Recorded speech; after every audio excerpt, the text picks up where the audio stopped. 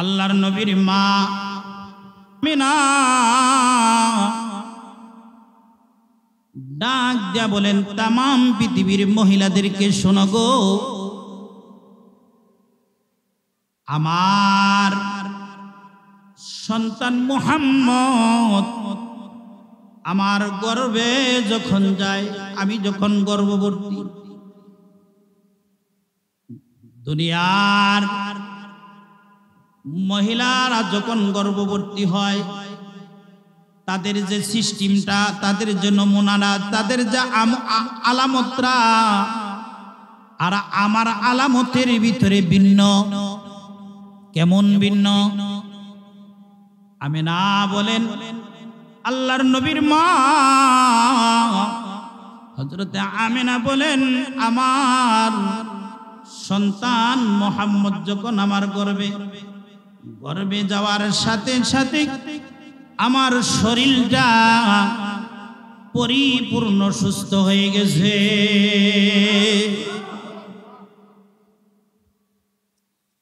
দুনিয়ার মহিলাদের সন্তান যখন গর্ভবতী হয়, মায়েরা সন্তান যখন গর্ভে যায়, 2-3 মাস বমি আসে,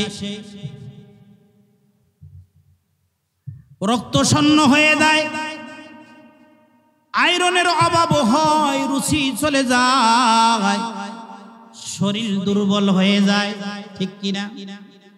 খানা খাইতে পারে না। হযরত আমিনা ডাক দিয়া বলেন, এইগুলা একটাও আলামত আমাকে স্পর্শ করে না। শুধু তাই না, আমি যখন গর্ভবতী, ঘুমের ঘরের ভিতরে কে জানি সালাম দিয়ে আমাকে বলে, হে আমিনা, তোমার পেটের ভিতরে এমন একজন মানুষ, এমন একজন সন্তান, যে সন্তানটা তামান পৃথিবীর পথ প্রদর্শক হবে। আমি আল্লাহ তাআলার তরফ থেকে জিবরাইল ফেরেশতা বলছি, তুমি খুব চেপে থেকো, সাবধানে থেকো, রাতের অন্ধকারের ভিতরে একা চলবা না। সুবহানাল্লাহ। কার তরফ থেকে জিবরাইল খবর দেয়া যায়? আরো জোরে, কাকে খবর দেয়? আমার আপনার নবীর মা হযরতে আমিনা কি ডাক দিয়ে বলে, ও আমিনা, তুমি চিন্তিত হইও না, আল্লাহ তাআলা তোমাকে তার কুদরতে হিফাজত করবে। হযরত আমিনা ডাক দিয়ে বলেন, আমি যখন ঘর থেকে বাহির হই, সকল প্রাণী যারা আমার সম্মুখে পড়ে তারা আমাকে সালাম দেয়। কি দেয়? সালাম দেয়। গাছপালা সালাম দেয়, পশু পাখি সালাম দেয়, নিষ্প্রাণ এবং প্রাণী সকলেই আমাকে সালাম দেয়। সুবহানাল্লাহ। শুধু তাই নয়, আমি যখন রোদে বাহির হই, মেঘমালা এসে আমার মাথার উপরে ছায়া দেয়। শুধু তাই নয়, আমি যখন কূপের পানি আনতে যাই, কূপের পানিগুনা অটোমেটিক উপরে উঠে যায়। আমি যখন চলে আসি, পানিগুনা নিচে চলে যায়। তার বান্ধবীরা তৎকালীন আরবের ভিতরে রশি দিয়া, মটকা দিয়া পানিগুনা নিচ থেকে উঠানো হতো, কষ্ট হইতো। তারা দেখতো যখন আমিনা পানি উঠায়, যখন আমেনা পানির জন্য যায় তারা সকলেই তার পিছে পিছে যায়। কেন? আহা, কষ্ট কমার বলে, হে আমেনা, তুমি যখন কূপের কাছে যাও পানি গুনা উপর দিকে অটোমেটিক উঠে, আমরা সহজে পানি আনতে পারি। যখন তুমি চলে আসো পানি গুনা বহু দূরে চলে যায়। মুসলমান বন্ধুগণ আমার, লক্ষ্য করে শুনেন, আল্লাহর নবীর মা আমেনা বলেন, আমি যে পথ দিয়ে চলি সেই পথ সেন্টে বাসনায় মেশকে আম্বরার মতন সুঘ্রাণ হয়ে যায়। শুধু তাই না, আরবের ভিতরে লম্বা ইতিহাস। আল্লাহর রাসূল দুনিয়াতে আসার আগেও তার আব্বা আব্দুল্লাহর চমৎকার বিয়ের ঘটনা আছে, তার বংশের ঘটনা আছে, তার গোষ্ঠীর বংশের ঘটনা আছে, নূরে মুহাম্মদীর ঘটনা আছে। ওই দিকে যাব না, শুধু জন্মের আলোচনাটা আপনাদের মাঝে আমি মিলাদ সম্পর্কে একটু আলোচনা করতে চাই। গভীর জ্ঞান দিয়ে শুনেন বন্ধুগণ আমার। হযরত আমিনা বলেন, আমি যে দিকে যাই আম্মরের সেন্টে আম্মরের মতন বাসনা মুখরিত হয়ে যায়। মিশকে আম্বর, সুবহানাল্লাহ। আরবের ভিতরে কথা ছিল, কারো স্বামী যদি মারা যায়, সে যদি বিধবা হয়, 7 মাস পর্যন্ত কোনো সেন্ট, কোনো ভালো আতর ব্যবহার করতে পারবে না, সুসজ্জিত করতে পারবে না, ভালো পোশাক পরিধান করতে পারবে না। কিন্তু যেখানে যায় তার বান্ধবীরা এসে বলল, ও আব্দুল মুতাল্লিব, আপনি তো মক্কার মুতাল্লি, আপনি তো এই সমাজের মাতাব্বর, আপনার পুত্রবধূ বিধবা, আপনার ছেলে নাই, কিন্তু দেখেন আপনার ছেলের বউ পুত্রবধূ এত সুন্দর দামি আতর গুনা ব্যবহার করে, কোথায় থেকে আনছে, আপনি একটু নিষেধ করেন। আব্দুল মুত্তালিব এবং তার স্ত্রী, আল্লাহ রাসূলের দাদা এবং দাদি, আমিনার শ্বশুর এবং শাশুড়ি ডাক দিয়া বৌমাকে বলে, ও বৌমা, তুমি তো জানো আরবের ভিতরে কি নীতিমালা, কি নিয়ম কানুন, তুমি যে দামি সেনগুনা ব্যবহার করো। অনেক কিছু বলার পরে হযরত আমিনা ডাক দেব, ওগো শাশুড়ি আম্মা, এইগুলা আমার কোনো ক্রেডিট না, আমার কোনো বাহাদুরি না, আমার কোনো ক্ষমতা না। ওয়াল্লাহি কাবার কসম দিয়া বলি, আমি কোনোদিন সেন্ট আতর ব্যবহার করি না। আমার পেটের ভিতরে আপনার নাতি, আপনার ছেলের ঘরের সন্তান যে পর্যন্ত আমি গর্ভবতী, ওই দিন থেকেই আমি যেদিকে যাই, আমি যেখানে বসি, আমি যেখানে শুই, সমস্ত মেশকে আম্বরার মতন সেন্টে গ্রানে মুগরিত হইয়া যায়। কি মনে করে? শুধু তাই না, ওগো শাশুড়ি আম্মা, আমি যখন থুতু নিক্ষেপ করি, থুতুর থেকেও সেন্ট বাইরে হয়। কেন? নূরে মুহাম্মদী সাল্লাল্লাহু আলাইহি ওয়াসাল্লাম রাহমাতুল লিল আলামিন, তামাম জাহানের রাহমাতুল লিল আলামিন, রহমত, আল্লাহর নবী, আমার আপনার নবী হযরতে আমিনার পেটে, ঠিক কিনা? উপস্থিতি সম্মানিত মুসল্লি কেরাম, ভালো করে লক্ষ্য করেন। আমি যখন কোনো কাজে যাই, অটোমেটিক কাজগুনা সহজ হয়ে যায়। আমি যখন রৌদ্রের ভিতরে বালুর উপরে কদম দেই, বালুগুনা ঠান্ডা হয়ে যায়। আমি যখন পাথরে কদম দেই, পাথর গুনা তুলার মতন নরম হইয়া যায়। কি মনে করেন আপনি? শুধু তাই না বন্ধুগণ আমার, বলতে গেলে আরো লম্বা ঘটনা চলছে। আমেনার পেটের ভিতরে সন্তান, আবার ঘুমের ঘরে স্বপ্নের ভিতরে ফেরেশতা আল্লাহর তরফ থেকে আইসা বলে, ও আমেনা, তোমার সন্তানের নাম হইল আকাশে আহমদ, আর দুনিয়ার জমিনের ভিতরে তোমার সন্তানের নাম হবে মুহাম্মদ। কি মনে করেন আপনি? কে কার তরফ থেকে? কার তরফ থেকে? কে জানাই দেয়? আল্লাহ তাআলা জানাই দেয়।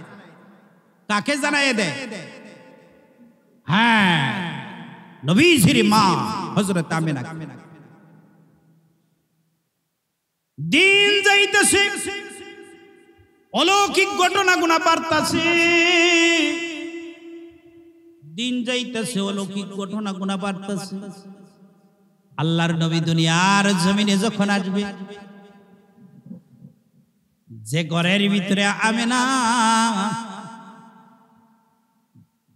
দাঁড়ায়া হঠাৎ করে ঘুম থেকে জাগ্রত হইয়া পয়সা দেখে ঘরের চার কোণার ভিতরে,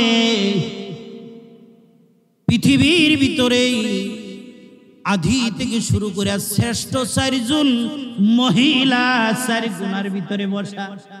সুবহানাল্লাহ। আমেনাকে সালাম দেয়, সালাম দেয়া বলে, হে আমেনা,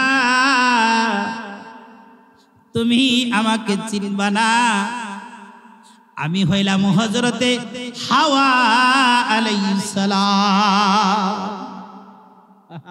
এক কোণার থেকে আরেক কোণার থেকে সালাম দেয়, হে আমেনা, তুমি আমাকে চিনবা না, আমি হইলাম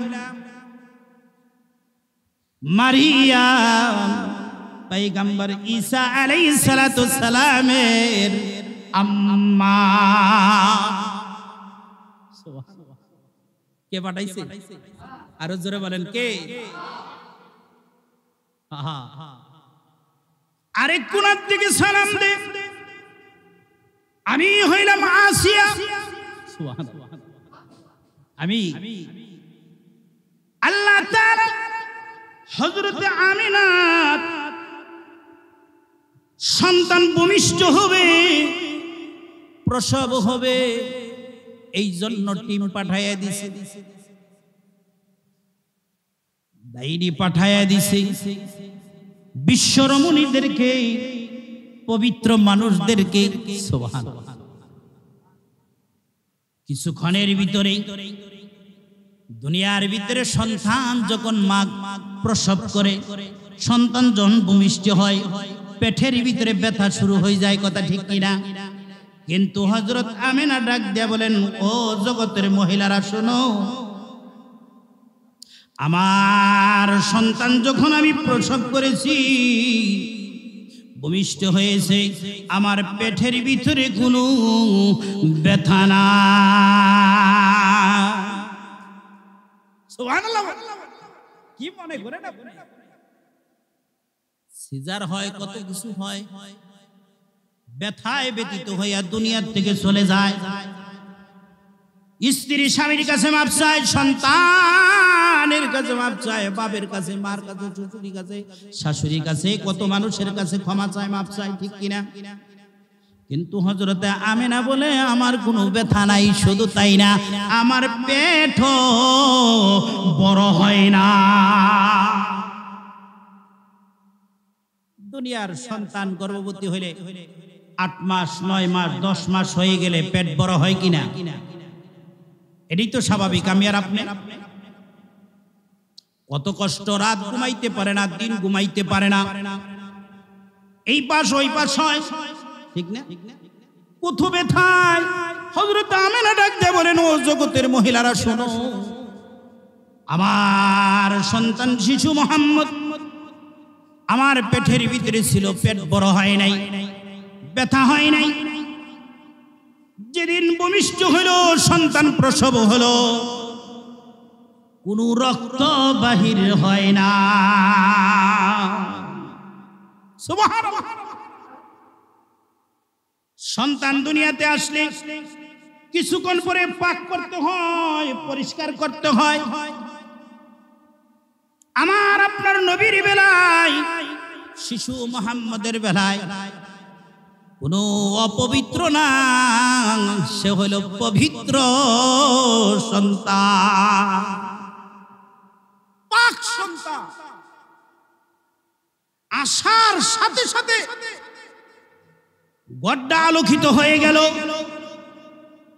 চন্দ্রের চাইতে, পূর্ণিমা চাঁদের চাইতে আলোকিত হয়ে গেল। সেজদায় পড়ে গেল, উম্মতের জন্য রহমতের দোয়া শুরু করে দিল। কোন সন্তান? শিশু মুহাম্মদ সাল্লাল্লাহু আলাইহি ওয়াসাল্লাম। কি মনে করেন পৃথিবীর ভিতরে কোন সন্তান দুনিয়ার জমিনে হয় না, হবেও না? ঠিক কিনা? আয়েশা দোয়া করতেছে, উম্মতের দোয়া, সেজদারত, গড্ডা আলোকিত, নূর চমকাইতেছে। আল্লাহ। শুধু তাই না, সন্তান ভূমিষ্ঠ হওয়ার পর আল্লাহ পাক সন্তানের নাভি এবং মায়ের নাভির সাথে একটা নার থাকে, ঠিক কিনা? যেটাকে নার কাটা বলা হয়। সংযোগ ওই দিক দিয়ে খানা দানা যায়। মার ঋতুর সাপটা বন্ধ করে দিয়ে আল্লাহ তাআলা সন্তানকে খানার ব্যবস্থা করে দেওয়া হয়। মুখটা পবিত্র রাখে। সুবহানাল্লাহ বলেন। এই মুখ দিয়ে খানা খাওয়াই না, ওই না পাকি দেয় না, কিন্তু মুখটা রাখে আল্লাহ তাআলার পাক নাম জবার জন্য। দেখে শিশু মুহাম্মদের নার কাটা। সুবহানাল্লাহ। কার তরফ থেকে? কুদরতি ভাবে। শুধু তাই না, আল্লাহর নবীর মা ডাক দিয়ে বলেন, নার কাটা তো শুধু তাই না, আমি দেখি আমার সন্তান মুহাম্মদের খাতনা অবস্থায় আসছে। আমার আপনার জন্য আজম ডাক্তারের কাছে যাইয়া মুসলমানি করতে হয়। আল্লাহর রাসূল মুসলমানি অবস্থায়, খাতনা অবস্থায় আল্লাহ তাআলা দুনিয়াতে পাঠাইছে। শুধু তাই নেই বন্ধুগণ আমার, আল্লাহর নবী দুনিয়াতে আসলেন। দেখেন, বাম হাতটা লজ্জাস্থানের ভিতরে যখন সরাইতে চায়, কান্না শুরু করে দেয়। আল্লাহর নবীর মা আমেনা ডাক দিয়ে বলেন, হে আইমন, জলদি করে যাও, আমার এক কাপড়ের আঁচলি কেটে নিয়ে আসো। যখন পরায়া দিল, আপনি আপনি হাতটা সরাইয়া দিল।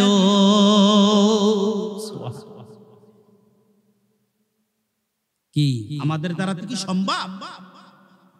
ও মুসলমান বন্ধুগণ আমার, এইভাবে ধারাবাহিক যদি শিশুর জীবনে আমি বলি, ঘন্টার পর ঘন্টা সময় লাগবে।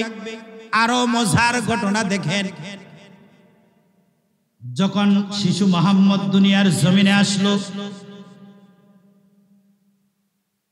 আবু লাহাবের একটা বাদী সুমাইরা ডাক দিয়ে যাইয়া তার আবু লাহাবকে বলতেছে, হে নেতাজি, যাব না, আপনার যে ভাই আব্দুল্লাহ দুনিয়ার জমিনে বেঁচে নাই, তার ঘরে একটা পুত্র সন্তান জন্ম নিছে। এই সংবাদ যখন দিছে, সংবাদ দেওয়ার সাথে সাথে মুহাম্মদ সাল্লাল্লাহু আলাইহি সাল্লামের চাচা আবু লাহাব দিন গ্রহণ করে নাই। এত খুশি হইল, এত খুশি হইল, দুই আঙ্গুল ইশারা করে অনেক সামগ্রী দিয়ে, অনেক মালামাল দিয়ে ওই সুয়াইরাকে আজাদ করে দিল। আজাদ করে দিল খুশি হইয়া। লম্বা ইতিহাস, লম্বা ঘটনা।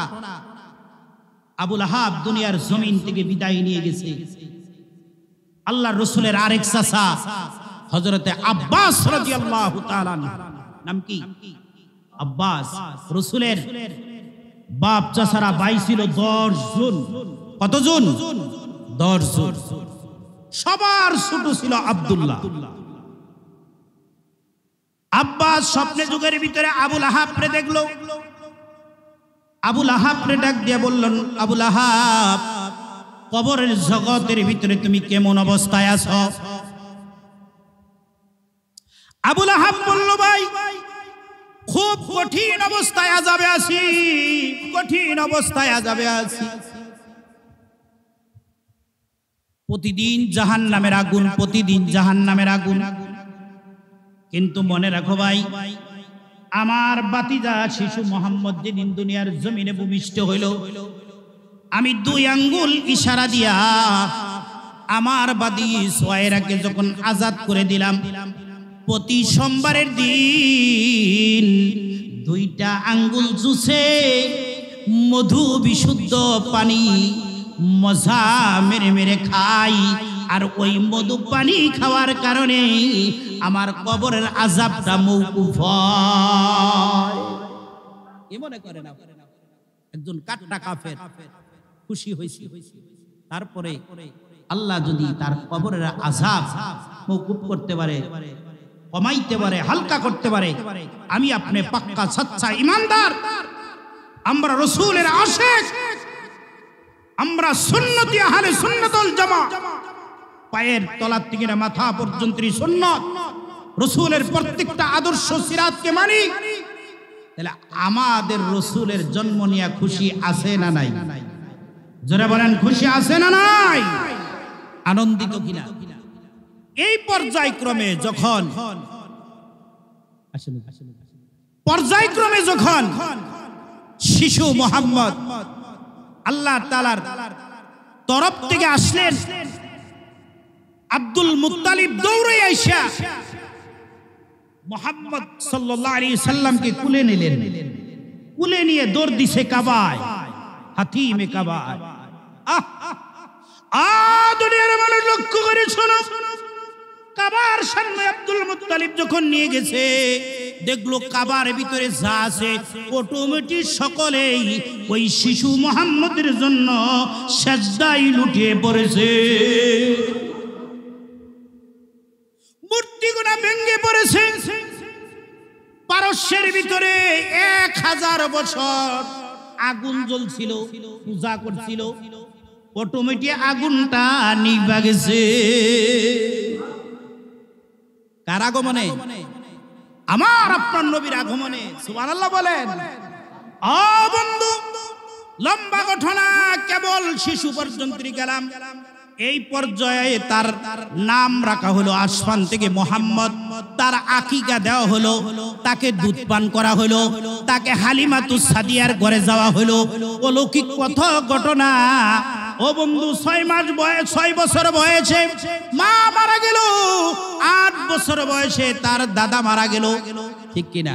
সিরাতের জিন্দিগি, নবুয়তের আগে 40 বছরের জিন্দিগি, নবুয়তের পরে মক্কা জিন্দিগি 13 বছরের জিন্দিগি, নবুয়তের পরে 10 বছর মাদানী জিন্দিগি, মৃত্যু পর্যন্ত রাসূলের প্রত্যেকটা সেক্টর, প্রত্যেকটা জীবনী, প্রত্যেকটা আদর্শ আমার আপনার জন্য আলোচনা। এটা আশ্চর্যজনক। ঠিক কিনা? সম্মানিত হাজিরিন, আমি আর সামনে পারবো না, গুরুত্ব সহকারে কয়েকটা কথা বলে আমি শেষ করব। আমাদের সুপরিচিত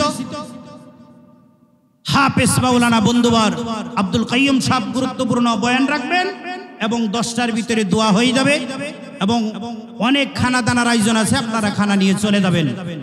শিশু মোহাম্মদ দুনিয়াতে আসার সাথে সাথেই আগুন নিভে গেল, গাছপালা সাজদা শুরু করে দিল, চাঁদ আইসা খেলা শুরু করলো। সুবহানাল্লাহ। কার সাথে? মুহাম্মদ সাল্লাল্লাহু আলাইহি সাল্লামের সাথে। কিসে খেলে? চাঁদে খেলে। সুবহানাল্লাহ। হাত দিয়ে ইশারা করছে, আঙ্গুল দিয়ে চাঁদ দ্বিখণ্ডিত হয়ে গেছে। হক আসছে, বাতিল দূর হয়েছে। কথা ঠিক কিনা? এগুলো হলো জন্ম। এগুলো হলো কি জন্ম। জন্মের একদিন পরে আসার পরেই তার পুরা জীবনীটা হলো সিরাত। পুরা জীবনীটা হলো সিরাত। সিরাতুন নবী ৬৩ বছরের পুরা জীবনী, আর মিলাদুন নবী শুধু একদিনের আলোচনা। ঠিক কিনা? কয়দিনের আলোচনা? কানা খুলুকুল কুরআন। পুরা কুরআন শরীফটা হলো রাসূলের জন্য সিরাত। পুরা কুরআনটা রাসূলের জন্য সিরাত। আরবের ভিতরে তৎকালীন দুধ পান করাইতো, দুধ পান গ্রামের ভিতরে তায়েবে পাঠাইয়া দিত। ওইখান থেকে আইসা ভাষা শিখাইতো, পুষ্টিকর খানা খাইতো। হ্যাঁ, শহরের বাসা আইলা জেলা ছিল, পরিবেশ ভিন্ন ছিল, সকলে আসছে, সব সন্তান নিয়ে গেছে। আর হালিমাতুস সাদিয়া আসছে, তার স্বামী হারেস আসছে। আইসা দেখে শিশু মুহাম্মদ পড়ে রয়েছে। তেমন একটা ধনী নয়, মালামালি নয়, কিন্তু চেহারার দিকে তাকানির পরে হালিমাতুস সাদিয়ার মায়া লেগে গেছে। সুবহানাল্লাহ। তার স্বামী দেখার সাথে সাথে মায়া লেগে গেছে। জীবনে তো এমন কোন সন্তান দেখি না, এমন কোন সন্তান দেখি নাই। যখন নিয়ত করেছে, ও স্বামী, এই যে ইতিম সন্তান আব্দুল্লাহর ছেলে মুহাম্মদ, আব্দুল মুত্তালিবের নাতি আমিনার সন্তান, আমরা নিয়ে যাব, কিছু পাই আর না পাই। সুবহানাল্লাহ। যখন নিয়ত করলো, নিয়ত করার সাথে সাথে হালিমাতুস সাদিয়া বলে, ওই যে তার মা আমিনার মতন আমার বুকের দুধের স্তন গোনা দুধে ভরপুর হয়ে গেল। খালি নিয়ত করছে, নিবে। দুর্বল উট সবল হয়ে গেল। এক স্তনের ডান পাশের দুধ শিশু মুহাম্মদ খায়, আর বাম পাশের দুধ তার দুধ ভাইয়ের জন্য রেখে দেয়। কি মনে করেন? হালিমাতুস সাদিয়া বলেন, আমার দুর্বল উটের উপরে, গাধার উপরে যখন চড়াইলাম, এটা পঙ্গু পালের মতন সবল হইয়া সবার আগে দ্রুতগামী হয়ে গেল। সবাই বলে, হে হালিমা, তোমার কি হে মেরা উট দুর্বল উট? হায় হায়, তাহলে এত শক্তিশালী? সুবহানাল্লাহ। চিন্তা করছেন? বাড়িতে গেল, শাক সবজির জাংলা, তার কৃষি ফসল গুণা উন্নতি হওয়া ধরল। সুবহানাল্লাহ। তার বাড়ির দুধ যখন বাজারে বেচবার নেয়, সকলেই পিরাপিরি করে কিনে, খাইতে বড় সুস্বাদ। সুবহানাল্লাহ। জোরে বলেন, কার বরকত? আরো জোরে বলেন, ওমা আরসালনাকা ইল্লা রাহমাতাল লিল আলামিন।